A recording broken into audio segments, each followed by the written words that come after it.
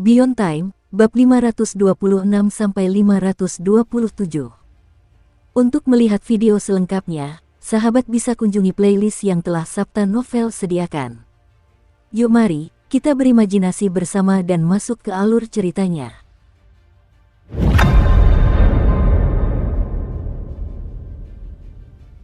Sejak memasuki alam terlarang oleh Sang Abadi, Suking telah lama ingin menyerap mutagen di sini. Dulu, ketika ia mencoba menyerapnya di hadapan gurunya, ia merasakan banyak manfaat hanya dalam sesaat sebelum ia menekan instingnya dan berhenti. Hal itu membuatnya seperti orang yang kelaparan, dipenuhi rasa rindu. Namun ia telah menekan semua perasaan itu. Tidak ada keraguan bahwa jika dia melepaskan diri dan menyerap mutagen, itu akan menarik perhatian, tidak hanya para monster mutan, tetapi juga para kultivator manusia di dekatnya. Selain itu, menyerap banyak mutagen sementara dewa terlarang oleh Dewa Abadi masih ada akan sangat berisiko. Kemudian bulan merah muncul, dan itu menambah variabel tambahan yang membuat situasi terlalu sulit untuk dikendalikan. Dia memang memiliki kristal ungu yang memberikan perlindungan sampai batas tertentu, tetapi itu tidak bisa menyelesaikan semua masalah. Dan sepertinya bukan ide yang baik untuk terlalu bergantung pada kristal ungu, terutama dalam situasi yang sebenarnya tidak mengancam jiwa. Tapi sekarang, tidak ada hambatan seperti itu. Selama pertempuran, wujud asli Ibu Merah telah menyerap semua daging magenta, serta binatang mutan yang dihasilkannya.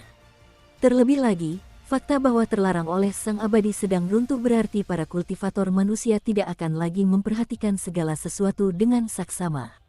Sebuah kesempatan yang belum pernah terjadi sebelumnya telah tiba. Tanpa ragu sedikit pun, Suking mulai menyerap mutagen. Dalam sekejap mata, mutagen menyapu ke arahnya seperti air pasang, mengalir ke pori-porinya dan memenuhi dirinya. Dia merasa benar-benar nyaman saat setiap serat daging dan tetes darah ikut serta. Dalam waktu yang sangat singkat, sebuah pusaran muncul di sekitar Suking. Saat suara gemuruh bergema di sekitar Suking yang sedang duduk bersila, dia mendengar kapten berbicara kepadanya. "Adikku, aku bisa merasakan melalui celah-celah di langit bahwa para kultivator di sisi lain sedang memperbaiki kanopi surga. Mengingat kecepatan mereka, kurasa kita punya waktu selama sebatang dupa terbakar. Aku akan menjadi pelindung Dharma untukmu, dan juga menyembunyikan semua fluktuasi. Cepatlah." Saat ini, Suking tidak bisa bereaksi. Di dalam dirinya, benang-benang emas menyebar, dan menyerap nutrisi seperti tanah kering dan retak yang menyerap air. Yang bisa dilakukannya hanyalah mengangguk lemah. Mutagen itu berbeda dari sebelumnya. Sebelumnya, mutagen itu hanya memiliki aura dewa setempat, tetapi sekarang juga memiliki aura Ibu Merah. Dan karena jati diri Ibu Merah yang sebenarnya telah merasukinya, mutagen itu menjadi lebih kuat dari sebelumnya. Bagi orang lain, mutagen itu akan sangat beracun, dan mereka perlu segera mengonsumsi pil obat untuk mencegah mutasi. Secara umum, Suking harus berhati-hati saat menyerap mutagen dari dewa lain. Namun, hal itu tidak berlaku untuk mutagen Ibu Merah. Karena ia memiliki sumber dewa bulan ungu, hampir tidak ada yang lebih cocok untuknya selain bulan merah.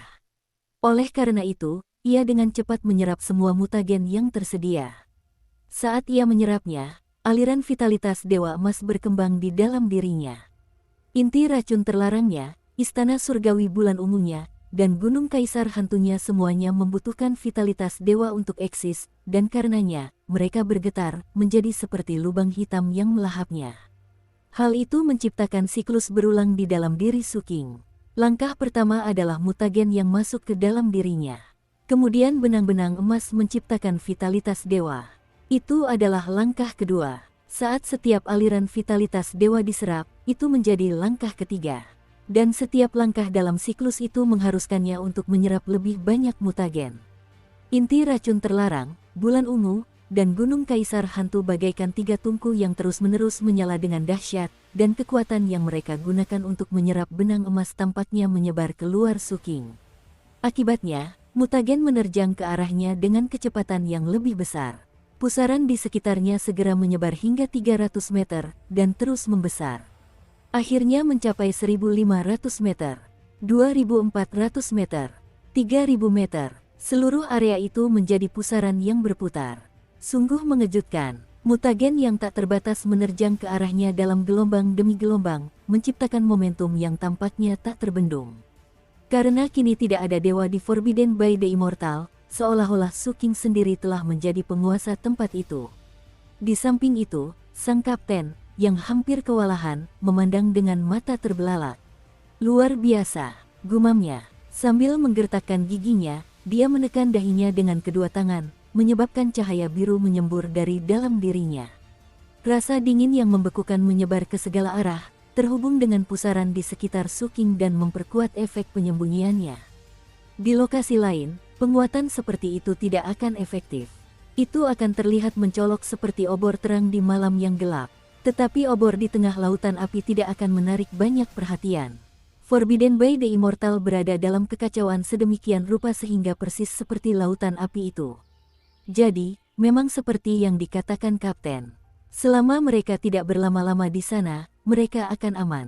Suking tahu bahwa waktu sangat berharga, jadi dia tidak menahan diri. Saat dia menyerap mutagen, vitalitas dewa berkembang di dalam dirinya. Benang-benang emas itu terasa luar biasa. Dan ukurannya menjadi lebih besar dari sebelumnya, 2 kali lipat. Saat cahaya keemasan mengalir di tubuhnya, simbol-simbol magis yang tak terhitung jumlahnya muncul di kulitnya, semuanya memancarkan kesucian.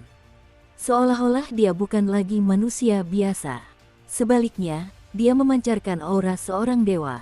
Melihat perubahan pada Suking, Kapten mulai mengeluarkan air liur, dan hidungnya berkedut. Aromanya bahkan lebih enak daripada Ningyan.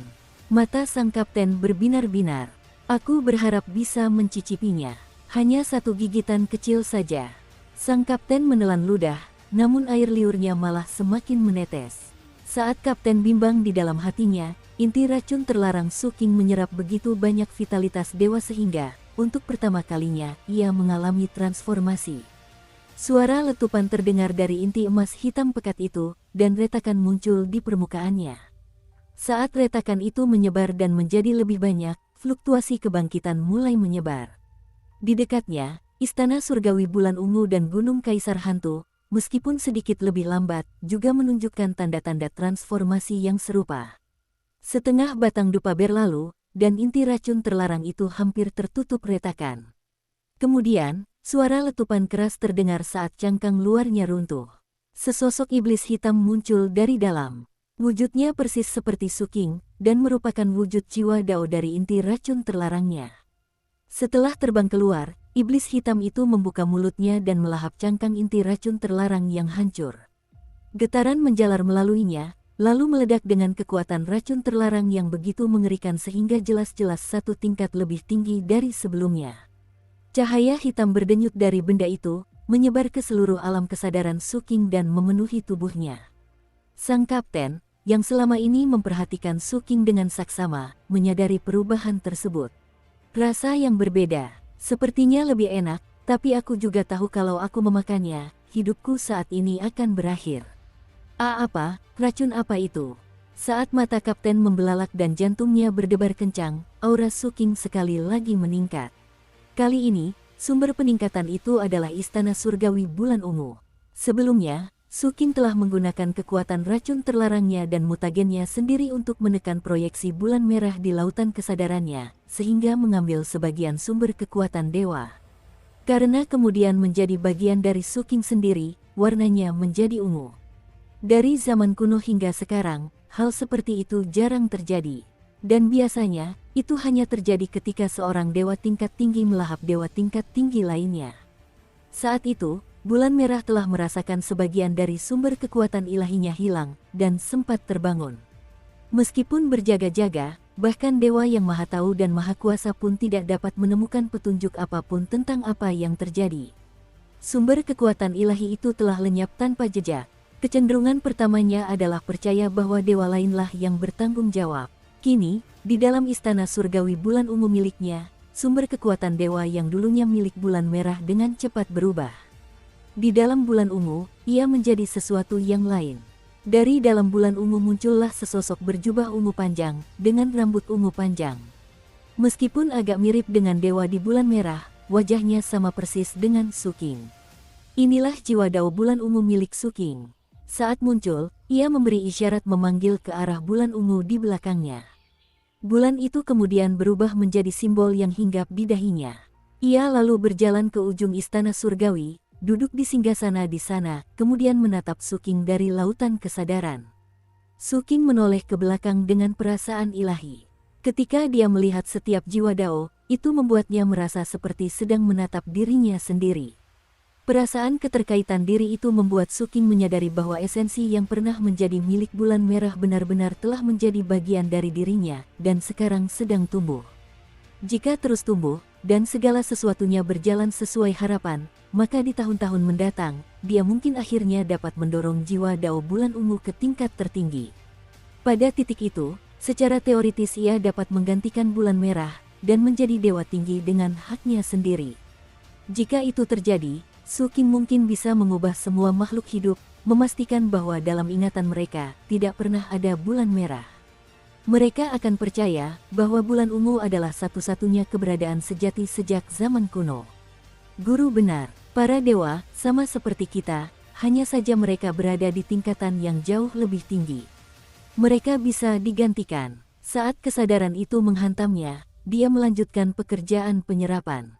Setelah jiwa Dao dari inti racun terlarang dan istana surgawi bulan ungu terbentuk, Suking memiliki total 7 jiwa Dao. 4 jiwa Dao lainnya berasal dari 4 lampu kehidupannya. Dan dia juga memiliki 1 jiwa Dao yang merupakan manifestasi dari teknik kelas kekaisarannya, gagak emas mengasimilasi ribuan roh. Ditambah racun terlarang dan bulan ungu, itu berarti dia memiliki kekuatan 7 jiwa Dao. Kemampuan bertarungnya sekarang jauh lebih unggul dari sebelumnya. Bahkan, tidak mungkin membandingkan versi dirinya saat ini dengan versi yang memasuki terlarang oleh Dewa Abadi. Namun, semuanya belum berakhir. Saat Gunung Kaisar Hantu terus menyerap vitalitas dewa, dan saat waktu yang setara dengan sebatang dupa mencapai akhirnya, istana surgawi bergemuruh dan Kaisar Hantu di dalamnya bergetar hebat. Tubuh lamanya retak, dan akhirnya hancur, dan jiwa Dao muncul. Sama seperti kelahiran kembali nirwana seekor phoenix, kehidupan baru lahir dari kematian. Jiwa baru ke-8 telah terbentuk. Kekuatan 8 jiwa meledak dari Suking, membuatnya gemetar. Saat auranya meroket, matanya terbuka. Dukung terus channel YouTube Sabta Novel. Hal pertama yang dilihatnya adalah kehancuran besar diterlarang oleh Sang Abadi. Hal kedua yang dilihatnya adalah Kapten, menatapnya dengan wajah penuh konflik dan penyesalan. "Kakak sulung," tanya Suking dengan terkejut. "Baumu lebih harum, King kecil. Tapi racun dalam dirimu terlalu banyak untuk membuatmu enak rasanya." Kapten menghela napas. Dengan wajah tanpa ekspresi sama sekali, Suking mengabaikan Kapten dan berdiri. "Singkirkan itu, kakak sulung. Kita harus pergi." Saat Suking berdiri, mutagen di sekitarnya melonjak menjauh darinya, menciptakan awan kabut. Saat ini tingginya sekitar 3 meter, tampak sangat misterius. Fluktuasi luar biasa terpancar darinya, menyebabkan mutagen bergejolak seolah-olah merayap menjauh darinya. Berdasarkan apa yang dapat dirasakan Suking, dia berada pada titik di mana dia dapat menyebabkan mutagen meletus jika dia mau.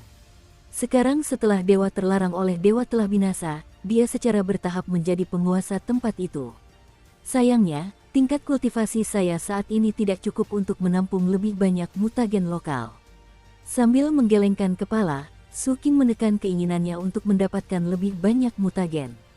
Secara teori, dia bisa menyerap lebih banyak lagi, tetapi waktu mereka hampir habis, dan melakukan itu bisa mengungkap posisi mereka.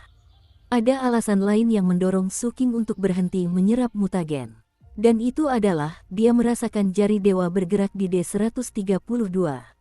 Kristal ungu itu terlalu lemah untuk sepenuhnya menutup jari dewa.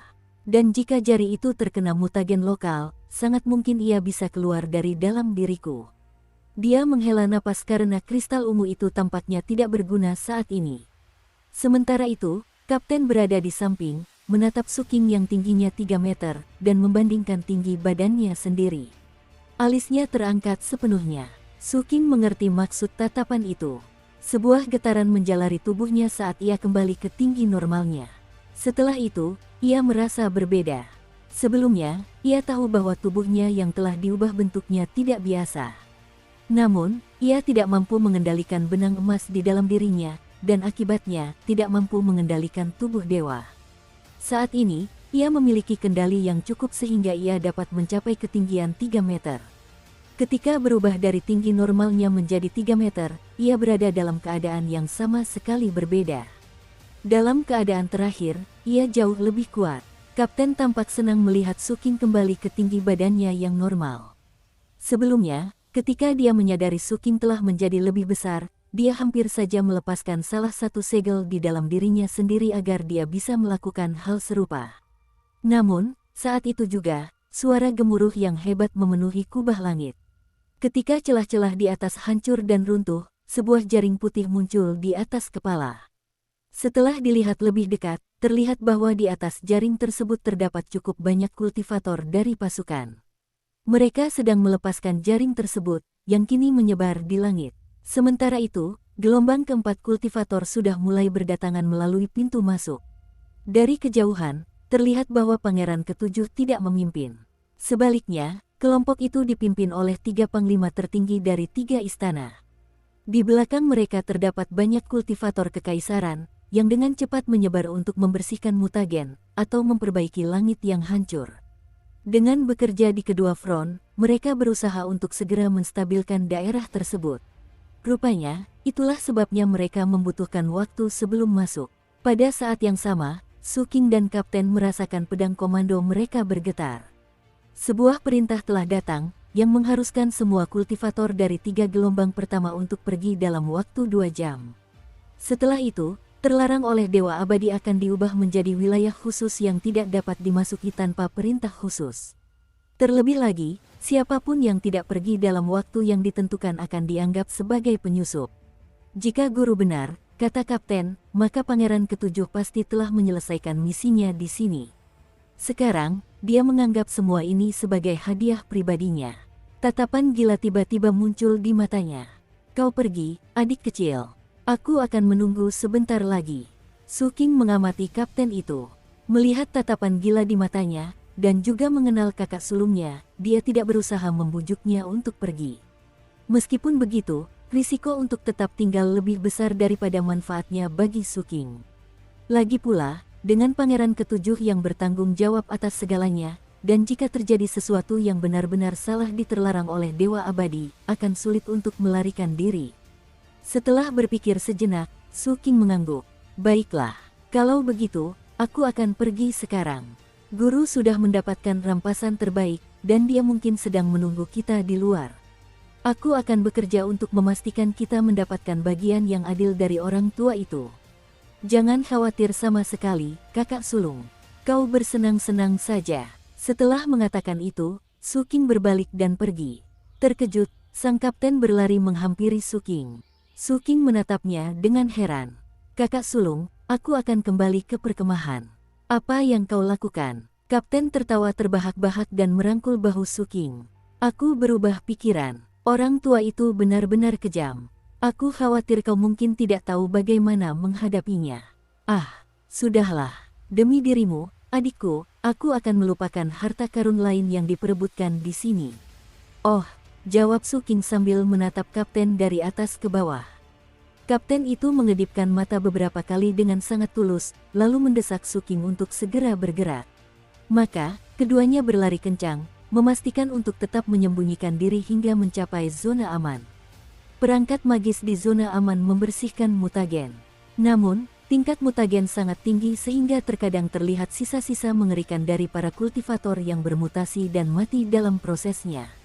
Setelah pertarungan antara Ibu Merah dan Dewa setempat, para kultivator yang selamat semuanya berurusan dengan berbagai tingkat mutagen.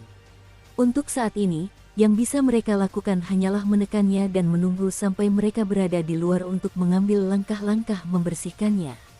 Cukup banyak orang yang sudah terbang menuju pintu keluar.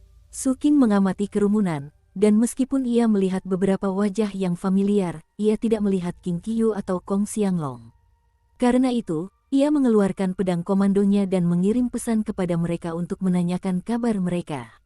Ia segera mengetahui bahwa Qing Qiyu telah pergi setelah 7 hari pertama berakhir, sedangkan Kong Xianglong baru saja pergi. Setelah menerima pesan dari Su Qing, Kong Xianglong mengatakan dia akan menunggu di luar untuk bertemu. Suking menghela napas lega karena mengetahui bahwa mereka berdua baik-baik saja. Karena situasi dengan gurunya, dia tidak dapat memberitahu siapapun apa yang sebenarnya terjadi. Dia terpaksa hanya mengikuti arahan gurunya. Lagi pula, jika mereka pergi bersamanya, mereka akan berada dalam bahaya yang jauh lebih besar. Mengingat betapa sibuknya Suking, dia tidak dapat menghubungi mereka. Untungnya, dia berhasil memberitahu mereka sebelumnya bahwa sesuatu yang dramatis akan terjadi, dan bahwa mereka perlu berhati-hati. Jelas sekali, King Qiu telah merenungkan kata-kata itu. Dan meskipun Kong Xianglong tidak pergi lebih awal, dia mampu menjaga dirinya tetap aman. Suking dan Kapten saling bertukar pandang, lalu mata mereka bersinar penuh tekad saat mereka melesat ke langit. Saat mereka semakin tinggi, terlarang oleh Dewa Abadi menjadi semakin kecil di bawah mereka. Jauh di kejauhan, Suking dapat melihat bekas luka yang ditinggalkan oleh tangan raksasa Ibu Merah. Dia juga melihat jurang raksasa yang pernah menjadi tempat bersemayam dewa yang tertidur. Jejak telapak tangan itu sangat jelas, dan kekuatan mengerikan yang terpancar darinya memberi petunjuk tentang betapa kuatnya Ibu Merah. Suking merasakan ketakutan yang masih membekas hanya dengan melihatnya. Ibu Merah akan tidur setelah makan, kata Kapten, tetapi akan menjadi lebih menakutkan setelah bangun. Aku hanya ingin tahu bagaimana Kaisar berencana untuk menangani hal-hal setelah itu. Suking juga mempertanyakan hal yang sama, dan tidak memiliki jawaban. Dengan itu, mereka berdua terbang menembus hambatan raksasa. Meninggalkan terlarang oleh Dewa Abadi, mereka mencapai kedalaman divisi pemasyarakatan lama, dan formasi mantra yang hancur di sana.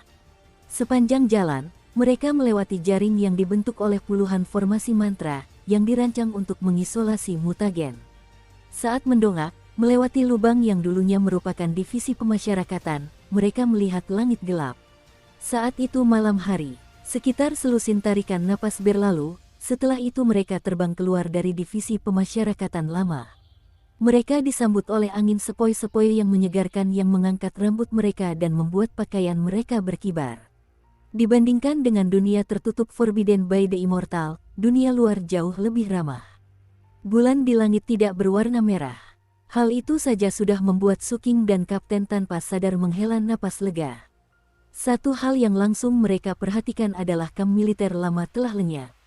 Ada jutaan pasukan di kamp itu, jadi mereka tidak semuanya pergi ke alam terlarang oleh dewa.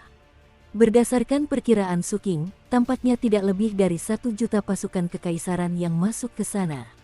Saat Suking mencerna informasi itu, dia melihat Kong Xianglong, duduk bersila di dekatnya, sedang menunggu.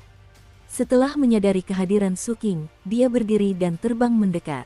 Tingkat mutagennya tampaknya tidak terlalu tinggi, jadi dia jelas telah menggunakan berbagai metode untuk membersihkan dirinya setelah pergi. Melihat Suking menatap ke arah tempat bekas kamp militer berada, Kong Xianglong memberikan penjelasan singkat. Mereka pergi 5 hari yang lalu, setidaknya yang kudengar. Mereka menggunakan portal teleportasi wilayah untuk kembali ke garis depan. Aku baru tahu setelah pergi tadi. Dugaanku, sesuatu yang besar sedang terjadi di medan perang. Sekitar 1 jam yang lalu, Pangeran Ketujuh juga berteleportasi. Kali ini, dia tidak merekrut kultivator dari wilayah penyegelan laut. Suking teringat kembali pada spekulasi gurunya bahwa semuanya adalah bagian dari rencana Kaisar terkait perang. Dan sekarang, tepat setelah rencana Ibu Merah selesai, pasukan tiba-tiba berangkat ke garis depan. Pasti ada sesuatu yang besar sedang terjadi. Suking menarik napas dalam-dalam dan menatap Kapten. Kapten balas menatapnya. Keduanya berspekulasi tentang hal yang sama. Dan itu adalah bahwa umat manusia akan mengumumkan bahwa mereka memiliki harta karun wilayah. Semua kabut kebingungan akan segera sirna, kata Kapten. Kita akan segera mengetahui kebenarannya. Kong Xianglong menghela napas. Suking, aku merasa ada banyak hal yang terjadi yang sama sekali tidak kita ketahui. Jika kau menemukan sesuatu, jangan lupa beritahu aku. Setelah itu, Kong Xianglong mengeluarkan 2 botol pil obat yang ia berikan kepada Suking dan Kapten. Ini adalah bolus pucat. Meskipun banyak persiapan telah dilakukan sebelum pembukaan Forbidden by the Immortal, masih banyak mutagen yang dilepaskan.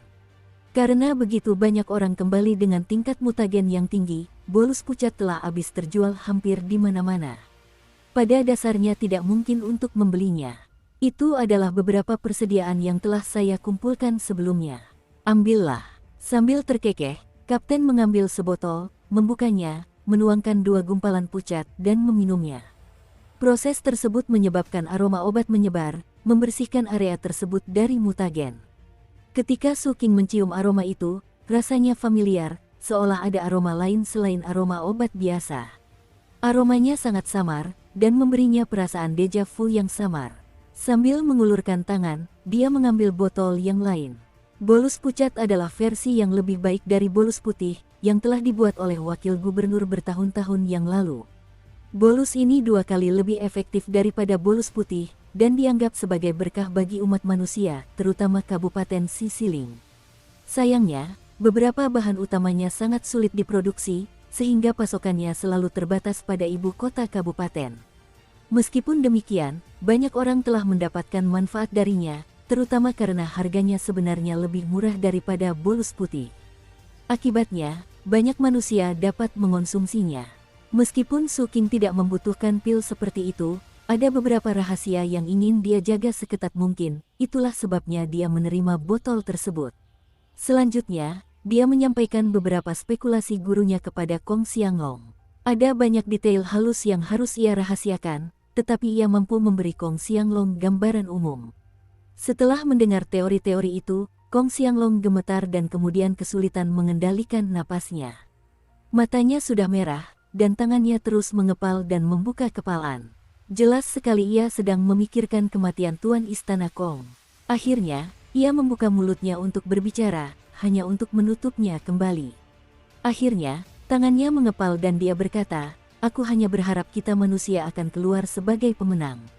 Dengan wajah muram, ia melambaikan tangan sebagai tanda perpisahan, lalu berbalik dan pergi.